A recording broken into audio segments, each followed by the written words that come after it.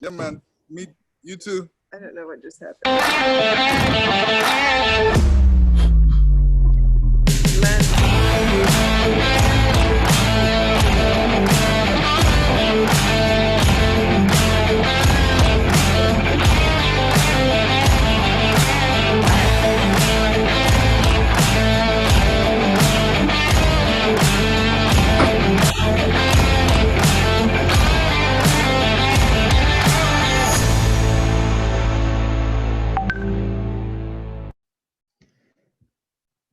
Well, welcome to Married with Boxing. I guess we have no men here except one that's skulking in the background.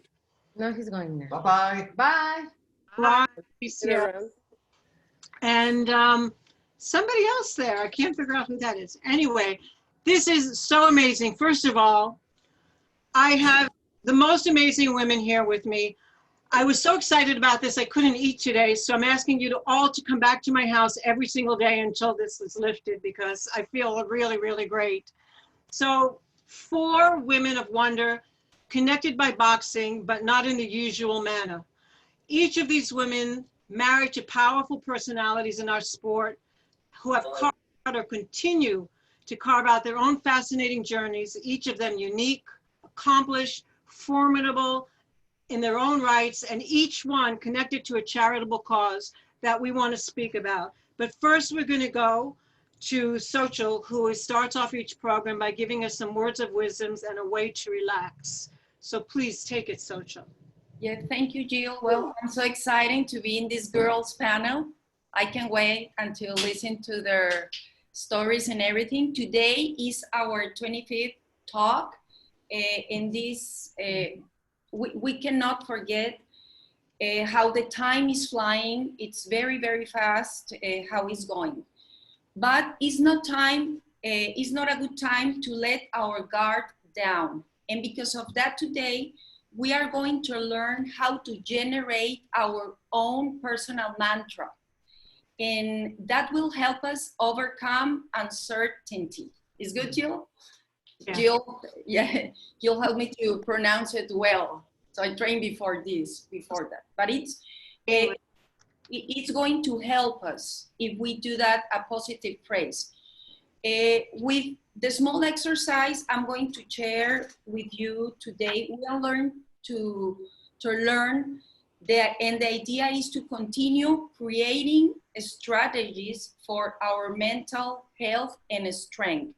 So let's imagine that we depend on a motivational rope, okay? And that we are that rope.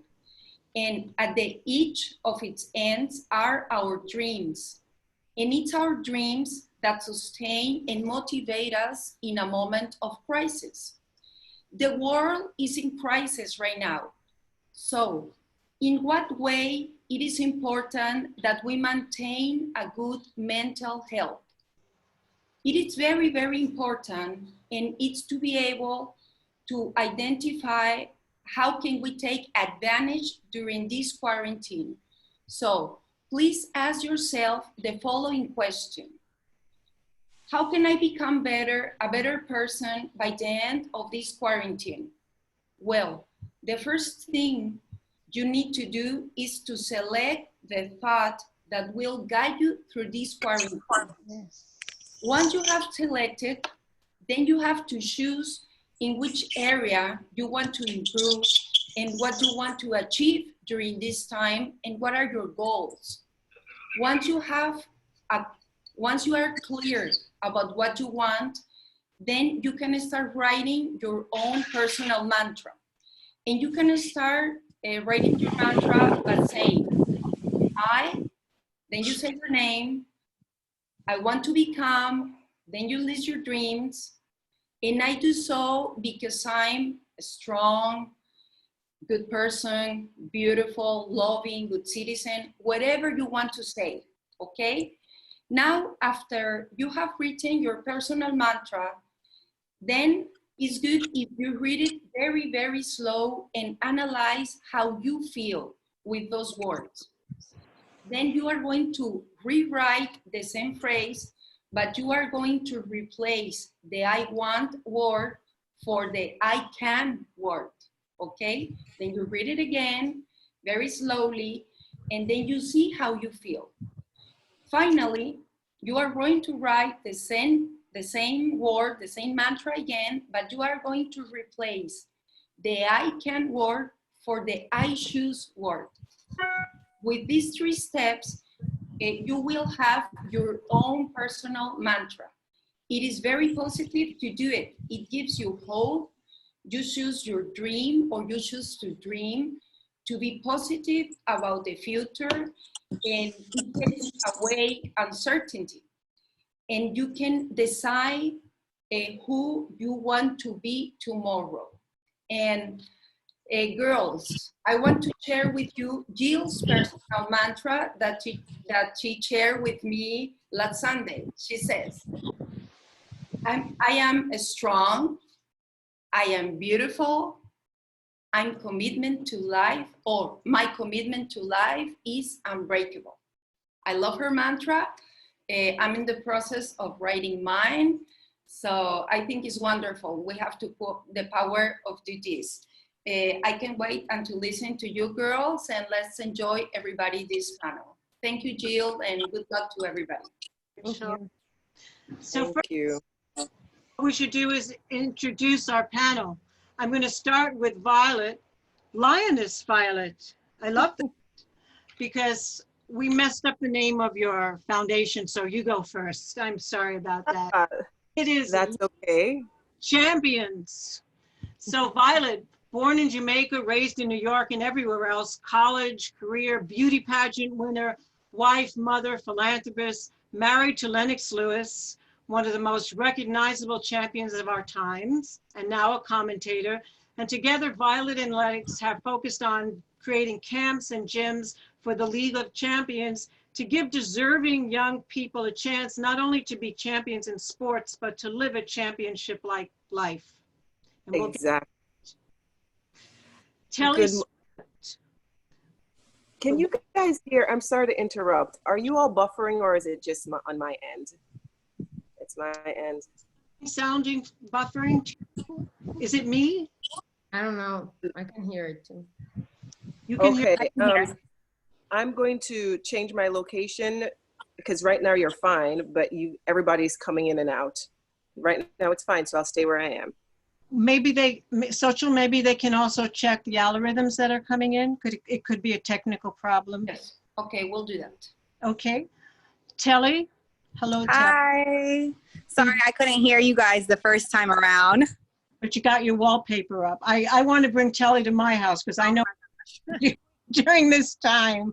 Anyway, Telli Swift, wife and partner of heavyweight Deontay Wilder, a man who has brought voice to many, many underserved people, especially children. Telli is a celebrity in her own right. She's a model, an actress, an advocate, a fashionista. She's the face of Boxing Wags, who recently decided to create protective masks for those in service, and that could not be timelier. Telli sort of stepped into the ring with Deontay because Deontay is still fighting. So we're going to talk about that a little bit, Telli. Shana Otter, married to Daniel Otter and co-owner of Three Lions Promotion in Canada. A corporate event planner, a business owner, a pharmaceutical rep, a mother, wife, and a WBC ambassador. Welcome, Shana. And Christiane Manzur, my friend and partner in cares, married to WBC President Mauricio Sulaimán, but a woman of strength and determination and complete independence. She leads the arm of WBC Cares in Mexico, and she's an advocate for women in sports and was the co-host of the last WBC convention. So welcome, everybody. Welcome. Thank you. Thank you. Thanks, Joe. This is such a crazy time. I have so many questions that I want to ask. Firstly, is everyone hearing a little better now? Or it's still sounding buffered? Sounds good on my end. I'm fine. Mine too. Okay, good. Sounds fine to me. So this is an opportunity to bring all these amazing women together, bright, focused, compassionate. There's so many questions that I have about you and your wonderful organizations, but These are such unusual times. And I want to leap right into some obvious things about home and family. Your living spaces may be more gracious than some or not, but your worlds have definitely changed drastically and perhaps some advice you have or a feeling of how you're living now will be supportive or hopeful to other people. But first I have to start with one question. Boxing. Boxing, is it an acquired taste, or is it something that you enjoyed when you met your partner, or did you love boxing before? And I'll go first. I did not like boxing. My father-in-law was a very big boxer. My husband dragged me to boxing matches, but it wasn't until my husband passed and I started boxing for like depression that I started to love boxing. But up until then, didn't like it at all. So, Chris, tell me about your relationship with the sport we're in. Well, I had never seen a fight before in my life. Since I met Mauricio, everything has changed. Every weekend there's boxing, and I like it. It is an acquired taste, but I don't think I like it. Now I love it, but the part I like the best is the chance that I've had to meet the fighters, the boxers, and find out how beautiful people they all are. Whenever we go to the visits, the WBC Cares visits, and I see them, how they treat the children and how they treat the sick people. I mean, I can't feel but impressed about them. They have these big hearts and they're so nice people, and that's the part of boxing I like the most. Absolutely. I mean, I like the fights, but that's the part I like the best. Violet, how do you feel about the sport? Violet, can you hear me? I'm not hearing anything of this sort. Did you hit your microphone? Violet, it's just buffering, but I also think I have a full household and the children are still at school, right? All using Wi-Fi. How do you know? I grew up in Jamaica, so remember. Say again. Hello. What again? The picture for some reason with Violet is freezing and coming back. Maybe they have to check that. Hello? Let me speak slowly. Violet, can you hear me? Okay, I'm here now. I'm here.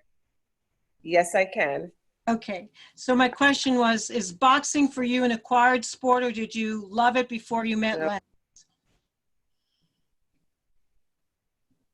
Well, I wouldn't say I loved it before I met Lennox. I was aware of it. And my first awareness is being in Jamaica when Tyson beat the Jamaican Trevor Berbick to win and become the youngest fighter, heavyweight fighter. So at a very early age, I was very aware of it. When I was in university now, we used to have these fight parties, and that's how I was introduced to Lennox. We were having a fight party when I was an undergraduate at St. John's University, and I will remember saying this, and my friends always remind me, I said, "Oh, he is cute for a boxer." That was my introduction. And ever since I met him, it's been boxing 24/7. So now I've grown to love the art of boxing and the sport behind the boxing. People think sometimes that boxers aren't athletes, but they're the consummate athletes because they have to be ready 24/7. So learning the nuances has been quite interesting. Does Lennox still stay in shape? He does, and he does with our son. And it's quite interesting to watch, actually, the two of them, because Lennox takes on more of the lion king role, and he loves to tell him what to do and just sits there and just watches. So he says Landon is working out and he's just observing. So that's how he keeps in shape, he says nowadays, by not actually not doing the work himself, having his son do the work. Oh, you're an avatar. Yes. Telli, what about you? What was your relationship with boxing?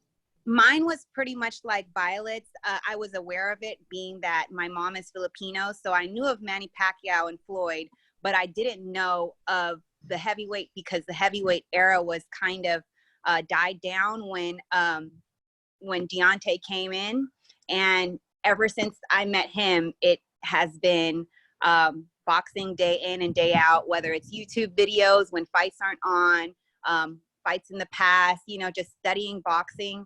And I kind of was not in love with the sport initially, but now all I watch is boxing. I don't even know when like the Super Bowl is on or All-Star Weekend is on anymore. I used to be really into basketball because I played in high school, but now it's just all boxing. You don't grab the remote control and put it onto basketball? You know what? I don't. I kind of let him handle the remote. He's definitely the king of the house for sure. Boxing is the family business for now, so I guess it takes precedence. And you, Dana. Shana. Room for life now. I would have to say I'm pretty much the same. So can you guys hear me okay? Yes? Yes.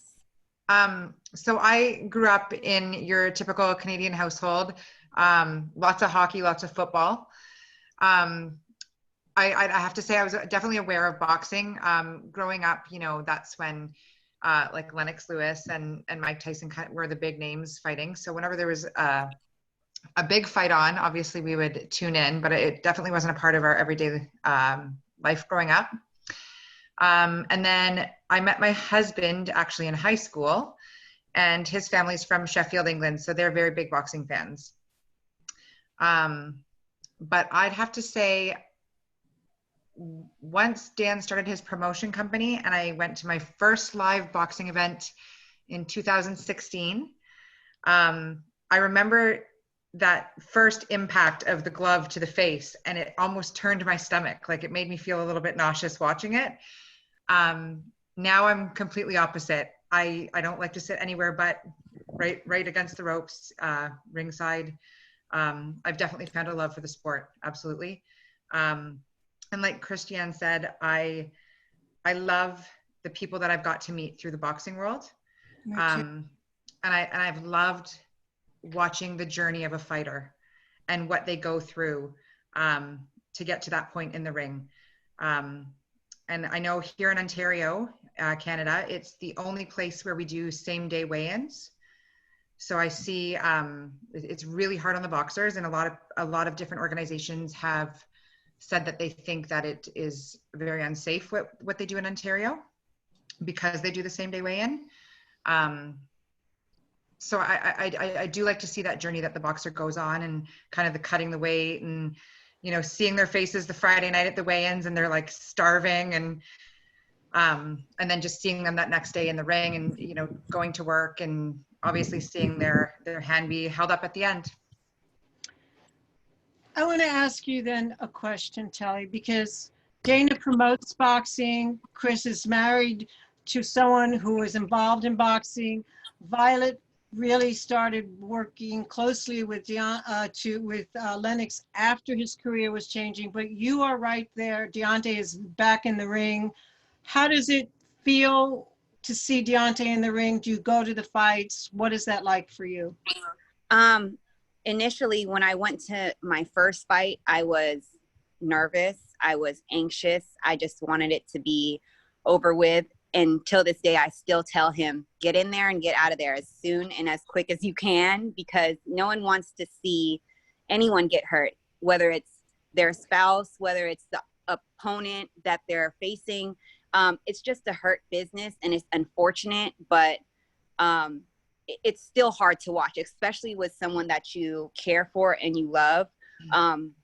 That's why I kind of wanted to start an association and, you know, be a support system for the women of boxers and boxers in general, so they can pretty much have a voice. I feel like a lot of the women in boxing don't have a voice. They're kind of just in the background, but we're there 24/7 with them during camps, with them while they have to eat properly, with them during fight week, which I call their PMS moments. So it's a lot to withstand as a spouse. And I feel like a lot of outsiders looking in don't understand that aspect of it and think that, you know, a lot of the time we're just there, or we're not a part. But a lot of us women are a big part of the boxers' careers. Absolutely. I mean, a lot of people see it as a glamorous position to be in, as opposed to really what the day-to-day what the day-to-day takes in terms of support and in terms of just having to close your eyes to a lot of things when you see somebody working their body that way.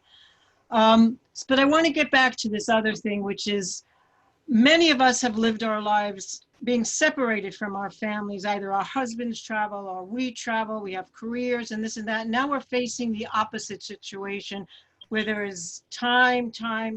We're pressed together in a home. You're losing your natural sense of privacy. Maybe you're gaining other things in the process. So, I mean, that is, besides the natural anxiety we're all going through with this terrible circumstances we're in, how do you deal with this when you've lived a life which is a lot of hellos and goodbye, hello and goodbye? So, Chris, you know, you're used to that suitcase goes out the door all the time. You have how many people in your house now? 6, 7? 7. And how is that going for you?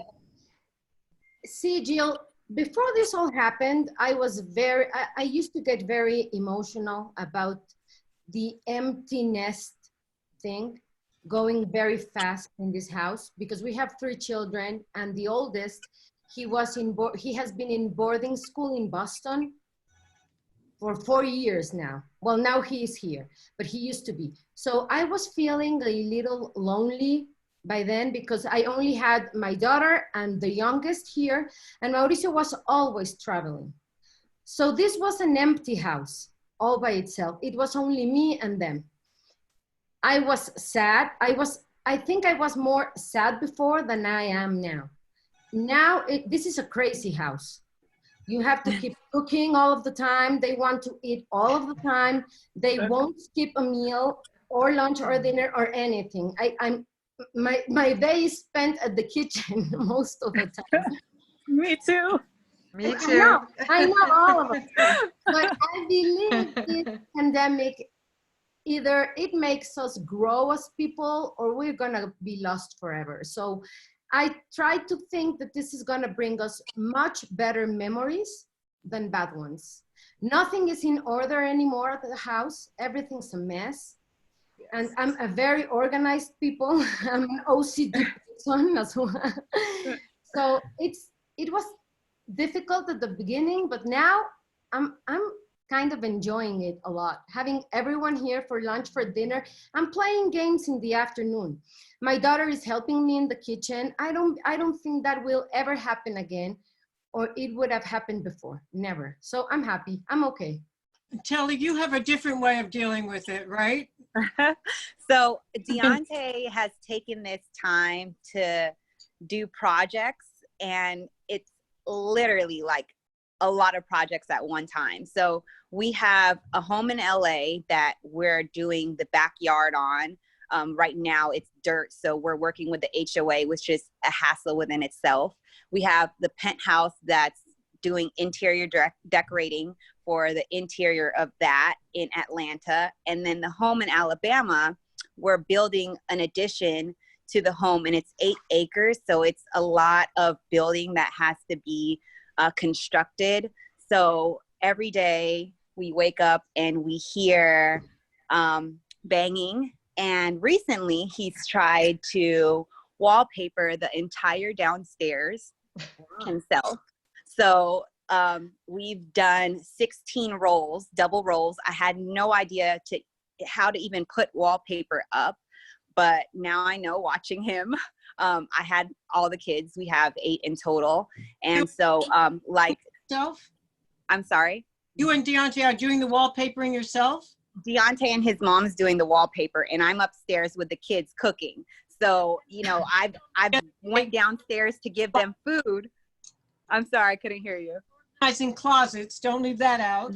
Yes, organizing closets, because like Christiana said, I cannot stand mess, and I'm very OCD. So I like to walk into a closet and it literally be color coded. So I organized his closets from white to yellow to blues to greens to black, and it took me a lot of time.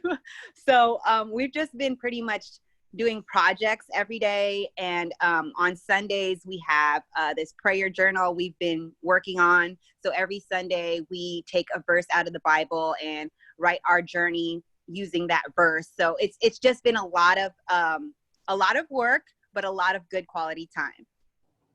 Sounds I agree. gracious, Violet. And I'm on the opposite spectrum of all of you. Now, I'm going to backtrack all the way back to the training camps. I was with Lennox for his last 3 fights. That's Rockman 2, Tyson, and Klitschko. Now, his training regimen is very consistent. First and foremost, there are no partners at camp. So everybody is gone for however long camp is. If camp is 4 months, wives, everybody, they're left, children are left, and we communicate via phone calls and writing letters. Towards the last 2 weeks, there is no communication between he and I until I see him fight night. So I've gotten used to a regiment of once training camp is on, there is no Lennox Lewis at all as a part of life. Now he compartmentalizes everything he's ever done in his life. So including marriage and children. So he was very strategic when he retired. I was already a few months pregnant. So he knew he was not coming back. And that started for him, the next phase. So for me, I feel we've been on quarantine for we're going to 15-year marriage in July. We've been on quarantine for 15 years because it's been he and I and the kids. As you know, Jill, whenever there are any appearances, we were flying out of Jamaica because moved. He took us, placed us on a house on a hill, and it was one kid after the other. And that was life. It was, okay, B, I have a commentating gig to do. I'll see you on the weekend and I'll be back. So for us, he's been at home. So this now has created for me, we're displaced because we were on March break. We sent the kids to my mother for March break. So we're in Florida and then we came to visit and we just stayed. So we've not gone back to any of our homes. So since it's been nice to see everybody together. The only complications we're having now is the kids, they attend school in Canada. We're in Florida, but their virtual classes are progressing seamlessly. So for us, it's been good, except now Lennox is all the time. He's become the grill master. That's his thing. So I think I've gained a few pounds because of his cooking, but otherwise, we have really doing exactly as you said, Telli, praying, really coming together and trying to see how do we impact those around us positively. But that's been our experience. Looking forward to getting home though. But until then, we're hanging tight. Great. And Shana? So I'm definitely counting my blessings. I think Dan and I are both lucky enough to still be working full time from home. It presents its own challenges, of course, because I have a 5-year-old and a 1-year-old. And we also decided to make an impulse quarantine purchase of a new puppy. So we also, so we now have a 16-year-old son named Olaf. Olaf, congratulations. Yes, Olaf. I have a Madeline and a Brea, but Madeline likes to say that they're Elsa and Anna. So now we have an Elsa, Anna, and Olaf in the house. So very busy, but I'm definitely, when I went back to work in January, I had wished that I had taken the 18-month maternity leave. So I was back at work for a couple of months and now I'm working from home full pay and I'm home with my babies. So I think I'm very lucky to get to spend this extra time with them at such a young age. My oldest is in junior kindergarten, so a little bit of homeschooling, and I try to keep her days as consistent as possible. So a little bit of TV time, extra TV time, I should say. About an hour of homework in the morning, and then we do some yoga, or we take the dog for a big long walk. We'll do a workout in the living room, and then kind of an hour of homework in the afternoon. And we just try to make it work. Explain to young child what they should be doing. Sorry, Jill, you cut out a little bit. said it's so hard to explain to a young child why they can't be out doing what they normally would be doing. It's very frustrating at times. And I think the hardest thing for me is watching, you know, my daughter has days where she gets very emotional. She's a very social girl, so she loves school, she loves her friends, she loves to see her grandparents. So, you know, trying to explain to her, you know, and we were supposed to go to Walt Disney World in 2 weeks ago, so we had to cancel that. And you know, she just said, "Oh, this virus doesn't want us to have any fun, Mom." Oh, I know. So it's sad. It's sad to watch their little emotions. And you know, and then I have friends who have children that are in high school and their graduations are being canceled, and proms and these big milestones, and it breaks my heart for the kids. It really does. Written this horrible movie. I would like to add something, because we always talk about the adults or kids. Teenagers, my whole admiration for them. Yeah. When friends and going out is all they care about, they're in the house, obeying, standing still, spending time with parents, trying to do their best, not asking. My whole admiration for them. I have 3 of them, and I haven't had an argument about not going out or whatever. And I know they're sad. They feel lonely, they feel sad, but they're still there, hanging on. And that brings me to my next thing. I mean, the BBC actually has done a video about this. With all of the sequestering, there's been an incredible rise in abuse, arguments, the way people are dealing with each other, because it's just going on too long, and putting people who are very frustrated, even in a beautiful house, causes tension and arguments. How do you guys deal with that? I mean, how do you dispel it? What tricks or what do you do when somebody just gets in that kind of mood? Me personally, I just let go and let God. I leave Beyonce by himself. And I just, you know, pray about it. I just feel like when you get to a point of disagreeing to disagree, you kind of just got to let it breathe out. And you're in the house, you're stuck together, so there's nothing you can do but to get over it eventually. So I just feel like once time passes, eventually he'll be like, "Okay, babe, I'm sorry." Or I'll be like, "Okay, babe, we don't need to fight anymore." You know, you're in the house and you kind of can't really get away from each other at this time. So you're forced to deal with disagreements. And even with the kids, like my son, he just turned 14 April 20th. So, you know, he can't go to his 8th grade promotion, and we're not in our LA house, which is where he and I usually are. And it's hard for him to cope. So we invited all the kids to do a little pool party and brought him a little cake. So he enjoyed his birthday inside. And we actually tried to get him to blow the candles out with a mask on. And it was just hilarious. So he had a good time. Inventive. Hello, Jill. Go ahead. I really joked when I made light of the situation in terms of that Lennox and I have been in quarantine for 15 years. And I'll tell you how we've dealt with it. So when I said we're on a hill, we really were on a hill, and it was just us. His mom was in Canada. My parents are in Florida. So we were on this island creating our family by ourselves. So we really had to dig deep, because Telli's right. There are those moments when you've just had enough of each other. And over the years, what I say that's really, really helped us, we worked very hard on communicating. That is so easy to say, but it really is a tangible, empirical thing that people really have to work on. And it is also knowing when to observe that somebody's at their threshold, and you just got to back off and let them calm down, and then come back to communicate. Communicating is not just verbal, it's also observing, seeing, you know, it's not mindful to communicate. We must know how to let go.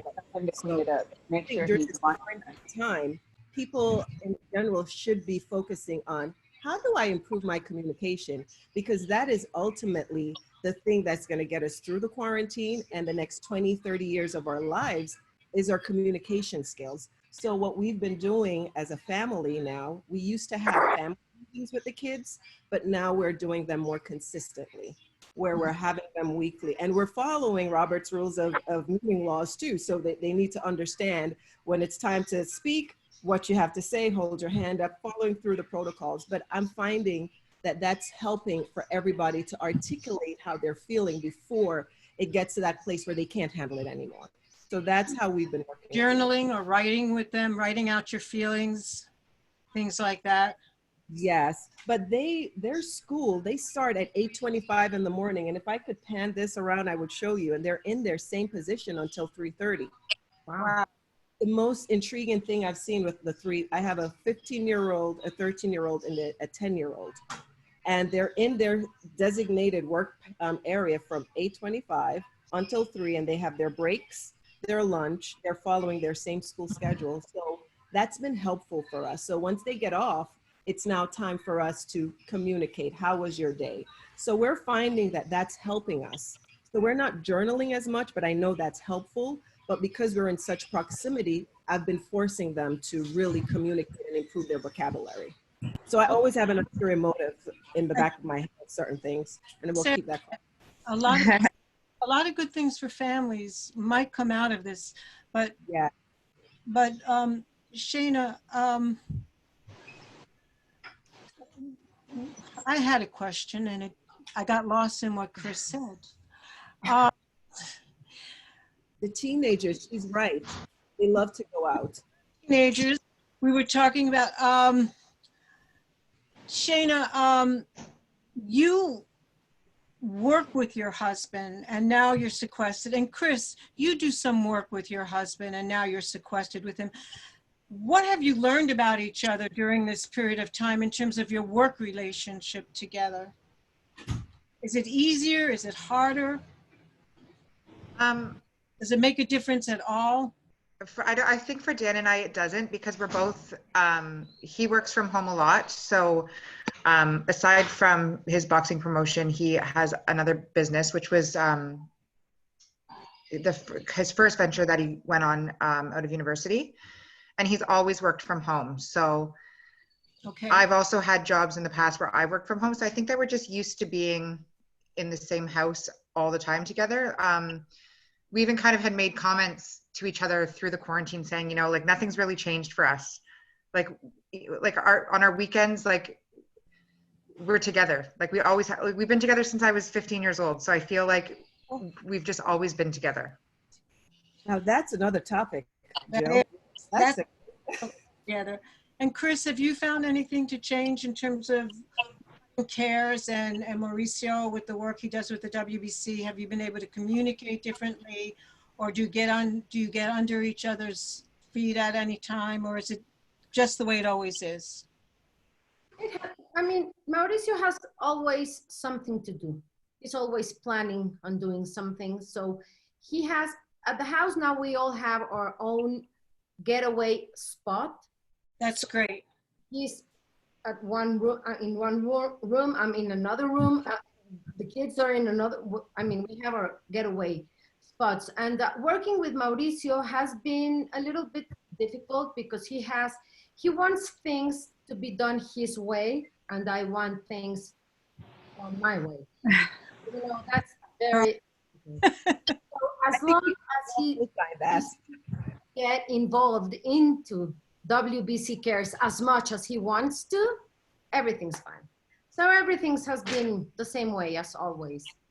He's down here working, I'm up there doing my things, and when we have something to argue about the WBC Cares or anything, I just come down, I ask him, take note, go. That's it. How important? I think for me, sorry, Jill, I think for me the biggest challenge is with the kids being home, because they don't understand when daddy's on the phone, he's working. So it's really difficult to kind of explain that to them. And I always try to, like, we have a home office, and I always say to him, like, just go down to your home office, but he loves being kind of in the room with everybody. So I think that's the challenge for us. Have a structure for the children, and it's good to have some place that you can call your own, whether it's chair in the yard or an office that it helps break the tension of always being in each other's face. And is there anything that I'm going to say to you, Violet, that you've learned about yourself during this period of time that you think is invaluable or wonderful? Yes, actually, there's so many, but I'm going to pull upon the fact that I really appreciate being by myself. And when I say myself, it's not the physicality of being around, but having that moment to be with it, with my own thoughts. I used to take that for granted as an only child, where I would always go off by myself and have my moment. But what I realize now with everybody around, I don't have that moment, those moments as often as I'd like to, because I have a 9-year-old, a 10-year-old, a 13-year-old, and a 15-year-old. And there's something that's always going on that requires your immediate attention. So what I'm finding now is, for my mental health, I need my alone time, not just to read, it is just to process in my space, my mind, my thoughts. And I realize that's invaluable for me. If not, then mommy's not so smiley all the time. You get that now? Can you carve that space out for yourself? Yes, we have been. The migraines helped me to figure, that's what the migraine helped me to figure out, that I needed to carve the time out. And that I could not just run myself ragged from morning to night, because being in a particular type of quarantine, I felt as if there was no end to the day. No matter what time I tried to go to bed, there was always something that was going on. Email, there's something. Whereas before quarantine, it was easier to compartmentalize and say, I'm home right now, I don't have to look at that. But somewhere along the line, my mental space shifted, where I felt I needed to respond to everything right away, because now I'm home, I'm here. So I need. There's a impetus of the crisis also. Everybody wants an answer now. Now, yes. So for me, it's invaluable. I need that alone time to. No phone. I'm sorry. I didn't mean to cut you off. Oh no, I was finished, but I'm buffering, so I'm not sure if you're hearing her. Telli, what about you? Have you learned something special about yourself during this time? I definitely agree with Violet. We have, like I said, 8 children, so there's not really enough alone time. And if you're not with the children, you're with the spouse. And if you're not with the spouse, you're cooking and the children are trying to help you cook. So it's hard for us to really get alone time. Even now, when we sleep, our daughter sleeps, she climbs out of her crib. So we have to have her sleep in the bed with us now. So we don't really have that alone time like we're used to having. And it's hard to kind of get, because we have so much going on in our household with the kids ranging from 15, the 15-year-old, she had surgery on her legs. So right now she's trying to get her feeling back in her foot. So she's been on bed rest. The 14-year-old just turned 14. The 9-year-old wants to be in the kitchen all the time. And, the 2-year-old's running around. So it's a lot of work. And if you don't take the time out, that's why I'm so glad we have Sunday prayer days and journaling, and just take the time out to really jot those things that you have on your mind, or you have to just vent and let it out. Sunday's the day. So I'm like so ready for Sundays to happen every day of the week. I'm like, all right, is it Sunday yet? Is it Sunday yet? So that's kind of like my woo-saw moment, is the Sunday prayer moments, which I just love, because it really brings us together as a family, whether someone's mad or someone's working on a project or someone feels lonely. It just puts out our feelings, and it's just relaxing to me to just sit and really just write and everyone understand where you're coming from. Shana? Yeah. Do you feel like you learned something from this period of time? Well, I definitely realized how much I hate working out at home. I love it. I love it because no one watches you. I am missing my 6 a.m. gym routine like so much, because it's such a big part of my mental health, and it gets my day going, and it's kind of my alone time, my quiet time. And also, my job that I so often complained about. What I would give to have that alone time in my car again. Because I'm in sales, so I drive all day. So I am missing that alone time for sure. Yes. But on the other hand, I've enjoyed slowing down because we are both very busy people all the time. I've really learned to appreciate the quiet and the slow. And before we get to the wonderful relations that you all have, I wanted to ask you, particularly time, how important are your women friends to you? You're shaking your head. Because we miss them. So my introduction to Zoom calls has been with girlfriends. My birthday was April 15th. So that was happy the birthday. Thank you. Lennox arranged a Zoom call and all were there and we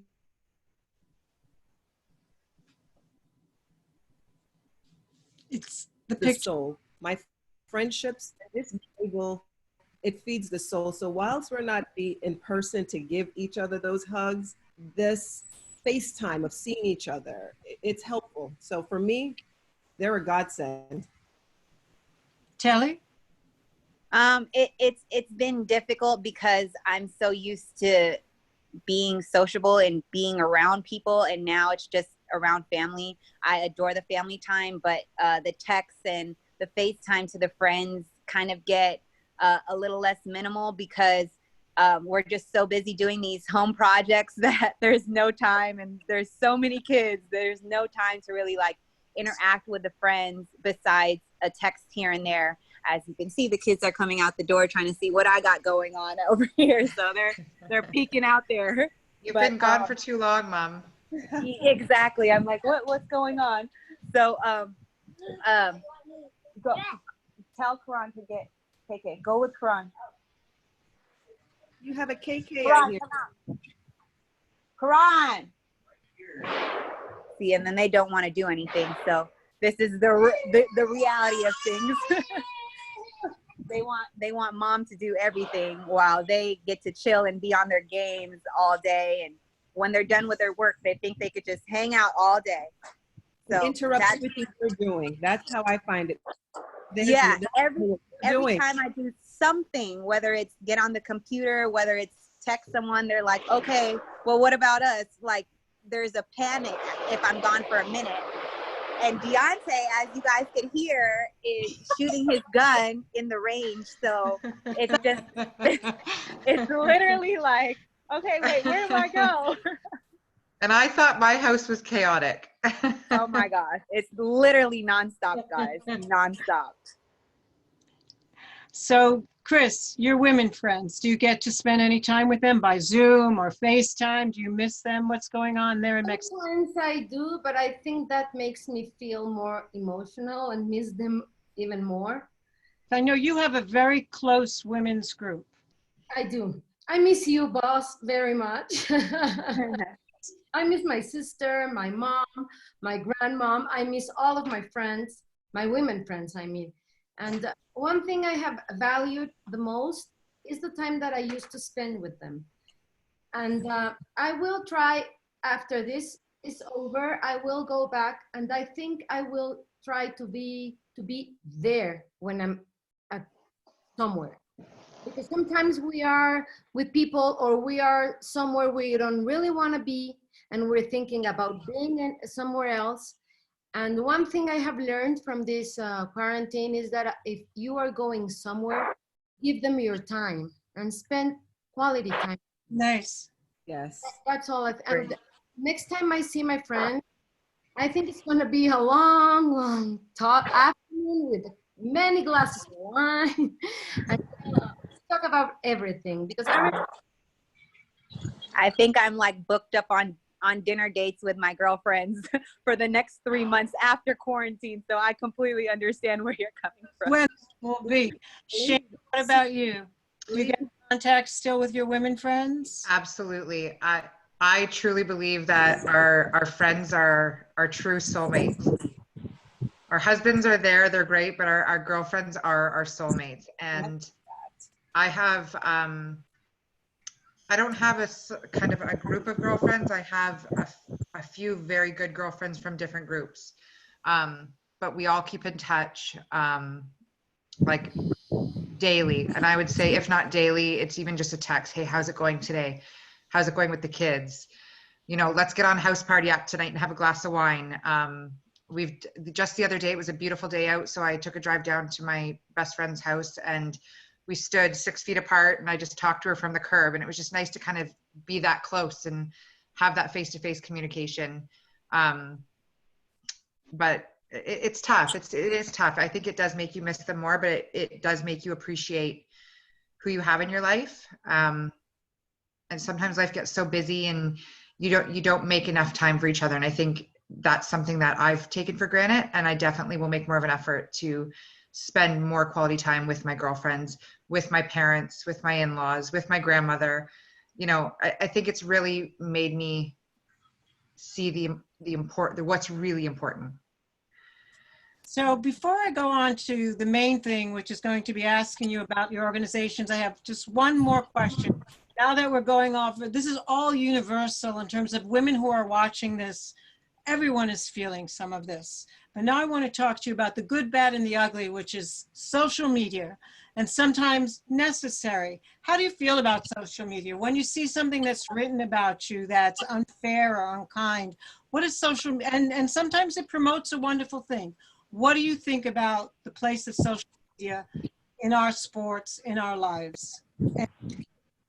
I feel like social media, I do a lot of work on social media. So for me, it's either really good or it's really bad and it's really negative. So you kind of just have to tune out the negative and focus on the positive aspects of things and just promote positivity, because once you lure into that negative aspect, it sucks you dry, and I've seen a lot of people have like mental breakdowns because of social media. And I stress this so much that you just have to focus on the positive and keep pushing that out, because it's so hard to deal with some of the things, the negative things that people say all the time. I just feel like social media in correlation to boxing is undefeated. So you cannot beat those people. You just have to consistently stay positive. Like a gun going off.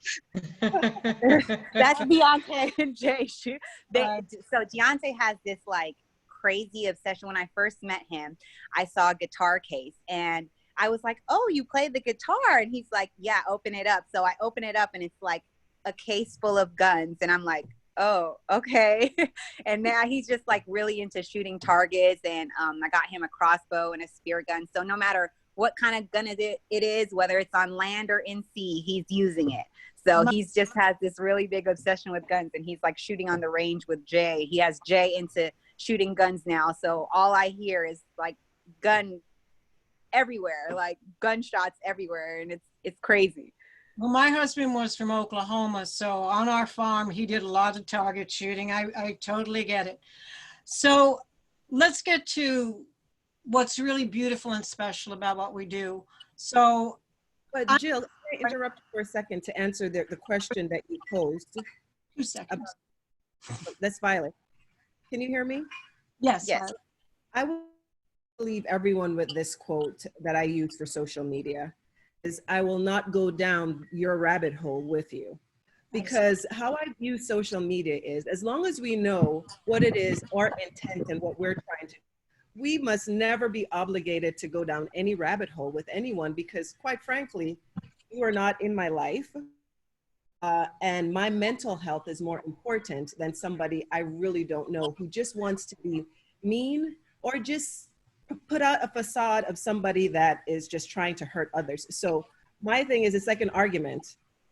I feel like arguing with you, you will never get me to argue with you. So that's how I deal with social media. You could say the most vile thing about me, but you know, when I look at it is, well, if I die tomorrow, will you be at my funeral? No. So what you have to say to me is irrelevant. So that's how I deal with it. I don't go down the rabbit holes. I totally agree. When I first started in boxing, someone got me on a fight on Facebook over a rule I changed in boxing. They argued with me for 3 days, after which I said, I'm not doing this anymore. They called me up and said, now, wasn't that fun? It was like, no, it wasn't fun. It was, and I never argued with somebody on social media again. I mean, some people really enjoy it. They, you know, like twisting it. They just do. Yeah. No matter how much good you could push out there, they'll still find something bad or negative to say just because. Right. And it's unfortunate and sad. So I told my kids, and to some of my friends will, you know, consider this crass, but I'll say it. I say, listen, if you're a Christian, Jesus was crucified and he was pushing the most positive message ever. So if humans can do that to someone who was changing water into wine, you know, giving healing leprosy, what will they do with our positivity? So we just have to maintain our individualism and be insular with our positivity and give it out, and don't expect anything from anybody else, and don't follow in their footsteps in terms of negativity. So Telli, you are doing an amazing job of staying positive, because I do see that you are on social media and you do a good job, because some of those folks are out of control with their comments. They're pretty ruthless, and you just initially it took a while to not entertain it, because you kind of just want to put your piece out there and you know, have a voice, but you just it never goes away. It never goes away. It's nonstop, whether we're at the top of our game or whether we're, you know, where we're at now and recovering from everything. It just never stops, ever. No. So let's get to the good stuff. Good so, stuff. Chris, here I'm going to start with World Boxing Cares, which is our organization. We started it in 2006 with Gennaro Hernandez, God rest his soul, and Eric Morales at Children's Hospital. At a time, they did not want boxers in hospitals. I know. Since then, we've done thousands and thousands of events. We had to figure out how to do it, because our money basically goes to out-of-work boxers. So basically, CARES is a liaison organization, and it's a service organization. Jose's whole feeling was to be in service of other people. So we send our athletes, and you came with us, to hospitals. We have our people. But basically that it is. We have compassionate volunteers all over the world, and we continue to do it on this way. So Chris, tell us what we're doing now in Mexico and what your feelings are about CARES. Well, what WBC Cares is doing in Mexico is trying to let people know to stay positive and hope for tomorrow. As bad as this is, it will pass. So at some point, we will have our lives back better, I hope, not as the way we used to live. And living in the same house, everyone being in the same house at the same time can be very depressive for people. And we are trying to let people know that domestic violence is not acceptable. So that you must report in the way you can. It is not acceptable in any way. And that's what the video is about. We have the English version and the Spanish version of the video to let people know that, I mean, it's not right to have the violence at home. And then there is also this program, which is the WBC workout, that you can make your whatever you want to do at home, and then tape it and upload it to the websites. And that is helping a lot. People are very into that. Most of I mean, there are a lot of subscriptions and people trying to share their workouts. So I think it's helping in a way. I mean, we cannot go out there and make any visits, but this is at least something. Yeah, the video that you did was quite beautiful. I'm sorry we can't show it now, but we'll send it to each of you. Okay, well. And in fact, I believe Deontay, he participated in it. So League of Champions, please tell us all about the League of Champions. And you're primarily in Canada, where Shana is. Actually, we are a 501c3 out of the US. It's called the Lennox Lewis League of Champions Foundation. And our aim is we use boxing to inspire the next generation of champions in the ring of life. So we put on boxing camps for the most vulnerable. You mentioned service. So we're serving some of the most vulnerable in our communities around the world. So we've had our programs in Jamaica as well as in Canada. And we were slated for Atlanta and Chicago, but with everything happening for now, we've just taken a step back. But what we have found is that our group, the children we target are between the ages of 9 to 17, mostly males, children who are from volatile communities, lots of poverty, violence, and don't have the natural, some of the resources that we take for granted. So what we do is we go in and we put together these boxing programs coalesced with life skills. And Lennox and a team of boxers from all around the world, we put together this program that consists of boxers, teachers, psychologists, and social workers. And we stay with the children from day one all the way to now, 4 years later, and we continue to build on the programs. So you become, once you participate once, you're a lifelong member, and we reach in, we delve into your family, and then we start the programs from the inside out, because ultimately we want to change the family structure and the mindset of how these children deal with their situations and how do you become successful. So in a nutshell, we use all of the skill sets of boxing, coalesce it with life skills, and say, here is your blueprint for success in the ring of life. You want to be a doctor? You want to be a lawyer? You want to be a carpenter? We have the tool sets for you to do so. So what we've been finding is that children are resilient, and they, you know, Telli, I'm going to take a step back. You were mentioning the gunshots, right? And it brought me to my camp where we had 112 kids. And during the summer, last summer, one of the kids got there at 8 a.m. And by 8:30, he got a phone call, and it was, your brother was just murdered on his way to work. So that's the part we deal with. So that kid was ready to go and handle his business the way he knows how to handle his business in his community, which is pick up that gun and go retaliate. We did exactly what you do on Sundays. We took everything that we knew about social work and behavior modification and put that to the side and got a group together of 112 kids, and we knelt down and prayed. That kid stayed with us for the entire week, and he's been with us every year since. It's only been a year, but he's been on the track of he's staying clean. So what we're all doing with all of our organizations are lives, and the coronavirus right now has really put a damper on the population that we work with, particularly in volatile communities in Jamaica. So now we're in the same boat as everybody. We're trying to figure out, how do we create our programs to really reach them, because they are so vulnerable. Masks are sometimes an issue.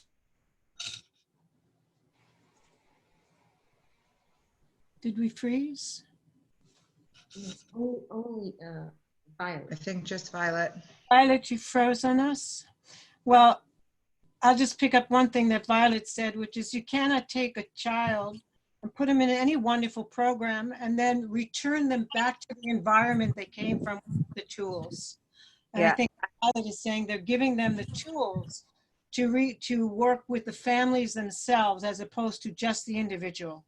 Yeah, I think that's amazing what Violet is doing. Me and Deontay always talk about the way children or people grow up to be always starts in the household, and how you're raised is usually what you become, whether you get taught how to do something from your father or mother and take that with you and turn it into positive or negative is up to that person, but it always goes back down to how they were raised. So I think that is wonderful what Violet is doing. And what's so wrong with our juvenile justice system is we take these children and then send them back to the environment they came from, expecting them to do better. You really need that follow-up. So we've lost Violet for the moment. I'm sure she'll be back. Telli, tell us about your organization. The Boxing WAGs Association started when I went to a WAGs Academy, and they had an association for the women of the NFL. And the women of the NBA. And at the time, it was me and CC God that was in attendance. And I was like, there's no support system for the women of boxing. So that's what kind of got me to create an association for the women of boxing to be able to help our surrounding communities. And so far, our first annual event was towards breast cancer. And then for Deontay's fight, I've focused on spina bifida, being that our eldest daughter has spina bifida. And we were supposed to have a food and wine festival in Beverly Hills, an event there, but I don't know with this coronavirus. So we take what we have as women and try to push that out into our community by helping. Right now for the COVID-19, we've created masks that's CDC approved that has a filter system in it. So you can put a filter in the mask if it's too thin, or you could wear it over your N95 mask and it's reusable so you could wash it. I ordered, everything is coming out of my own pocket as far as right now. So I've ordered over 1,000 reusable masks and bought gloves, nitrile gloves, as well as latex powder-free gloves. And we worked with RX Water to help donate to surrounding areas. We've donated to Tallahassee. We've donated to police stations. We've donated to churches. We've donated to grocery stores. We try to make sure we targeted all the frontline workers, not just hospitals. So we try to just make sure we don't just segregate one group of people and just make sure everyone's taken care of as much as possible. So right now we've sold out on masks, but I'm definitely getting some more. We tried to do a BOGO sale where you buy one and we donate one, and then I donated 1,000 masks as well too. So we're just trying to get masks out there so everyone could protect themselves from other people. It's great. I mean, it's so timely. And I know there'll be more things to do in the future, but that couldn't be more timely. Violet, was there anything else that you wanted to say? We kind of picked it up for you at the end. Now we don't hear you. You have to turn your speaker on. Hit the There it is. There it is. We have to keep changing devices around here. No, I really wanted to just end with we all need to just collaborate and try to figure out in this new way of living with social distancing, how do we continue our programming, particularly for some of the most needy in our programs who need the mental strength to get through this. So that's the help I'm looking for, is to brainstorm and to figure out how do we do this. Well, I don't know if this would work for you, but what I've done in New York, I've gone to I work with the Eagle Academy of Harlem for young men. And, you know, they're all getting their lessons online. So I've spoken to the principal, right, and we're going to put together some evening programs, cooking or music or whatever, because there's nothing for these kids to do at night. Nothing. Send messages over the internet. So you can maybe want to attach some of your, talk to some of the people in the school systems to see if you can kind of integrate some of your program into what the kids are getting in there. There's Chris. So, right. So our main programming occurs in Jamaica. So what we take for granted here is always everybody having, or majority of folks having access to Wi-Fi is something that is greatly challenging for our populace. However, we do have, we have the Lennox Lewis League of Champions gym. There's a boxing gym attached with the Hopewell Community Center in Jamaica. So that's the first of its kind, where we have a homework center plus boxing. And they do have Wi-Fi there, but with the social distancing, it's become a challenge. So I will look into that. Thank you for that suggestion, to see how do we service this populace that typically would have issues with internet. Shana, what have you been up to? I know you're busy. So since we did our first show back in 2016, Dan and I had always wanted to use our platform to give back to the community in some way. So with every boxing event that we put on, we choose a local charity that we're going to raise funds for. So we focus usually on organizations that impact the youth of the community for the most part. So the first one being, we did Camp Trillium, which is a camp for cancer patients, children recovering from cancer. We've done Hamilton Food Share, City Kids. These are Big Brother, Big Sister. Actually, one of our boxers, Jesse Wilcox, who actually, he was supposed to be fighting for a WBC belt at the end of June, but it's looking like we're going to have to push our show out. So unfortunate. However, we did some fundraising with Big Brother, Big Sister, and afterwards he ended up signing up to become a Big Brother. So we've had a few cases where our boxers have actually, from what we've done, they've gone above and beyond and added to that. So that's been really great. And I have to say, a few of the boxers that we do have with Three Lions are very focused on their community efforts and helping out the youth. Our boxing gym, Steeltown Boxing, as we own it with the Wilcox family, which is a big boxing family in Canada. We like to call them boxing royalty. Everybody kind of knows who they are. It's 5 brothers. They're all boxers. The 4 eldest are pro, and the youngest is right now training to go to the Olympics, hopefully. But they are just incredible people as far as giving back to the community. They run really great youth programs at the gym. So these are just some of the things that we do aside from raising funds for organizations. And since I've joined WBC Cares, I've had a few initiatives. So I raised funds back in November at our event for a local organization. Our event that we just hosted in Cape Breton, we were able to raise $5,000 for Thunder Boxing Gym for their kids program.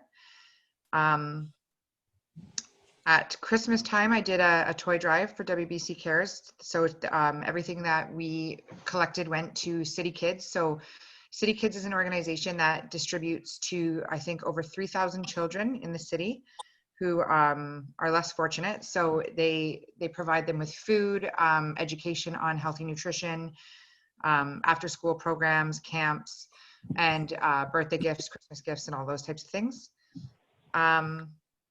And then for COVID, I've been trying to think of something different to do. And I know I'm a regular blood donor, and so is Dan. So we decided that we're going to do a blood donation campaign. So anyone associated with Three Lions, we're all going to go individually and donate blood on behalf of WBC Cares and Three Lions.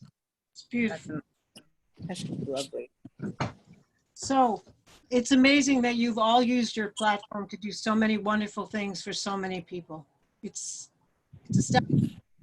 Is there anything anyone would like to say to wrap up? And we will also display your foundation's logo and URLs on our newsletter tonight and get them out to the public if anybody wants to help, because we all work together. It's not WBC Cares, it's not, Wives, it's not, League of Champions.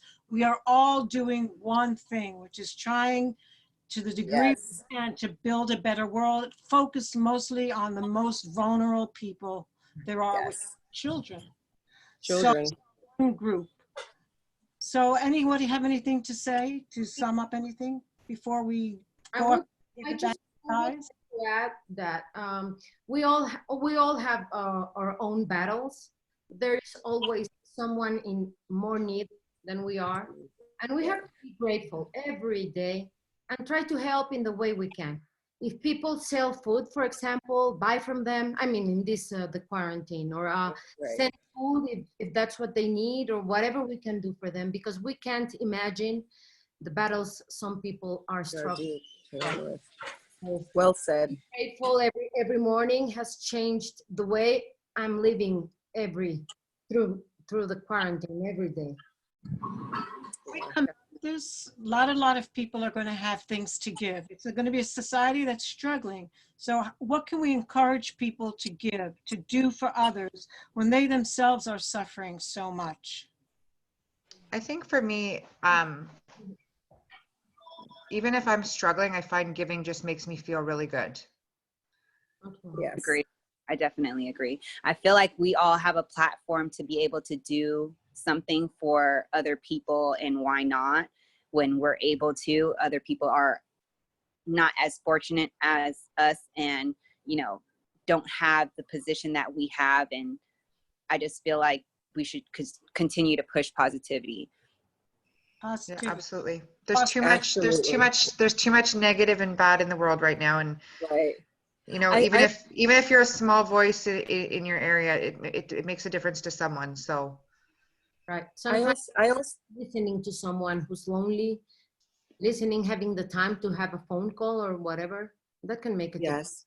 Yeah. It's very important that we don't forget our humanity in all of this, that we're all in a situation where, some people need more and we are helping as best as we can. But the one thing that we have that doesn't cost anything is just being kind to each other. It sounds really so cliche, but kindness goes a long way for not only the individual's mental health that is receiving the kindness, to also the person who's giving the kindness. It exponentially grows from kindness to positivity. So if we were to focus on that, it's a natural progression to the next step of, this is what I have to share with you. I may have some rice, but it starts with kindness before we actually get to that place of, I'm going to give you something. So I think if we could all remember to just be kind to each other, particularly during this time, not to take everything everyone says so internally and combust and be always angry, because it's easy to do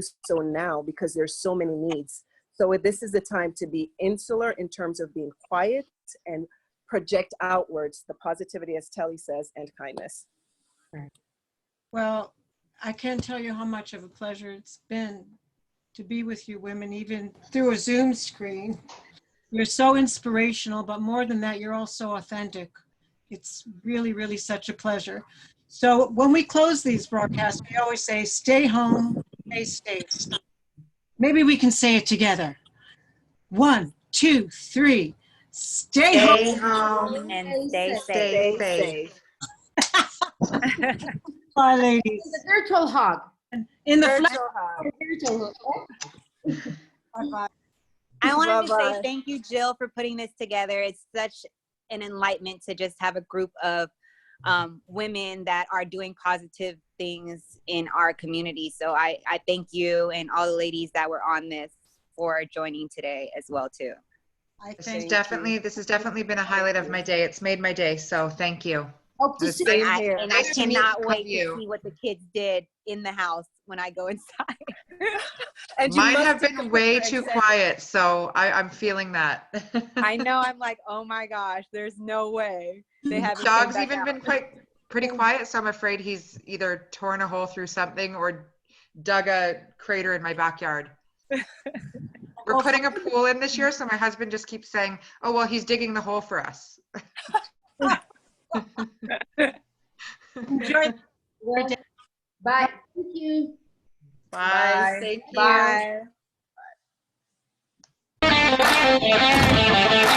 Bye.